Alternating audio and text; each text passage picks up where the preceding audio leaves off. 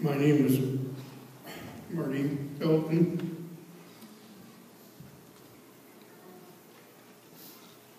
I prayed about this, that the Lord would put what He wants me to say in my heart. And some things I've held back right until now that I guess I'm supposed to share with some people. At an early age, when I was about 5 years old, I was dragged out of my bed, and a bell was put to me. I don't know why. After that, it happened quite frequently. It never stopped. At one point, I even went to my mom and dad and asked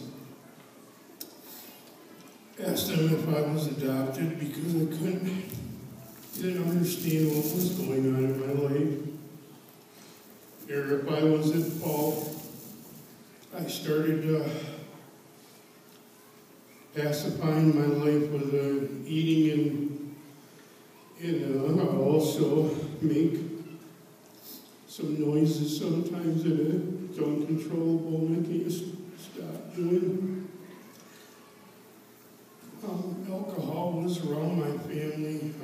My dad was an alcoholic. It was around my family a lot. And I learned at an early age to drink. And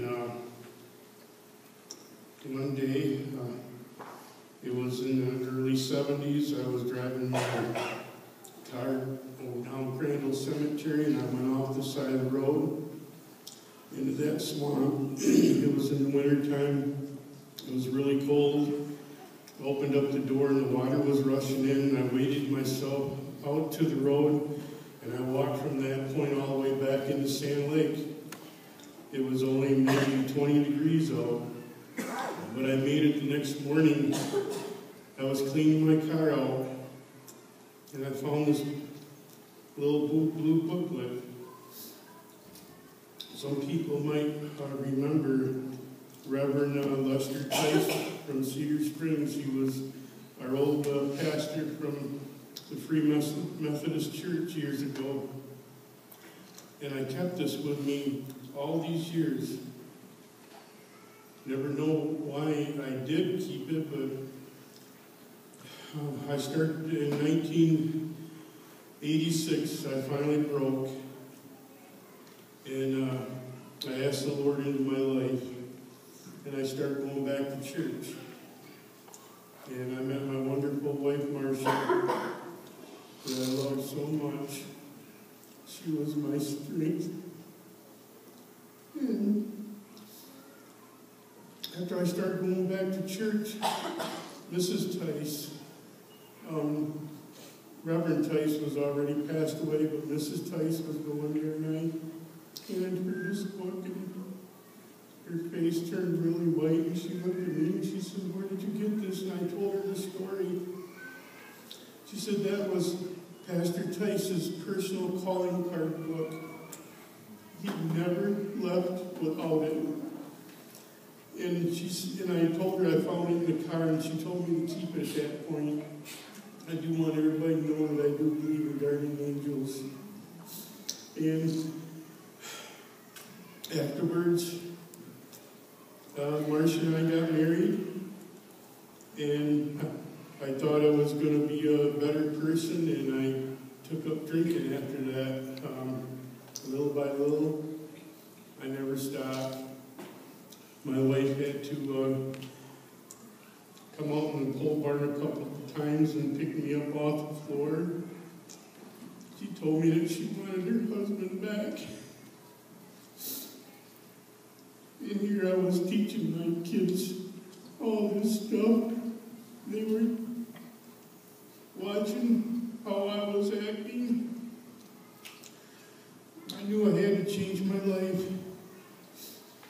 So I told her that I was going to have to quit my job. I tried AA classes, it didn't work.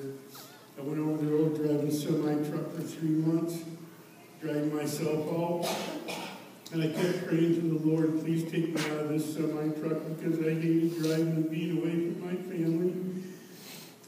And I quit.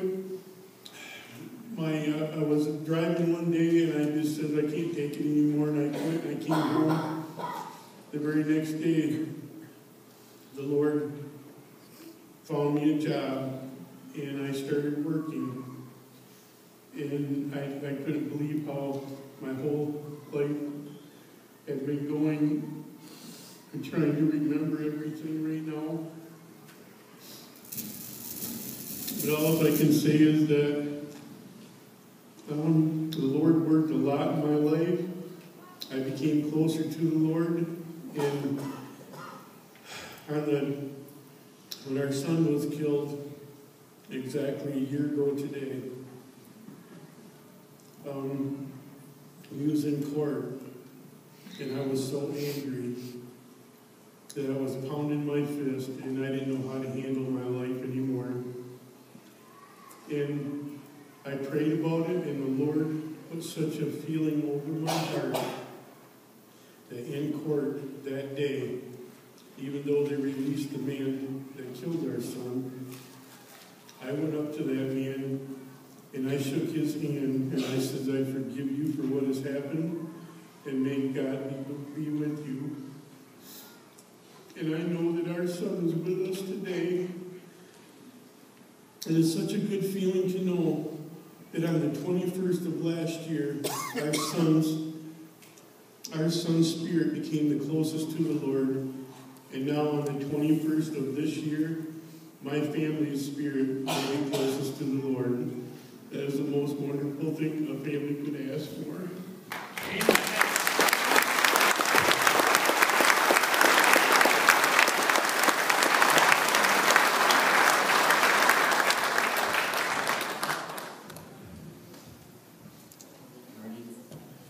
Seems silly to ask, but do you accept Jesus as your Savior today? Yes, I do. God bless you. We baptize you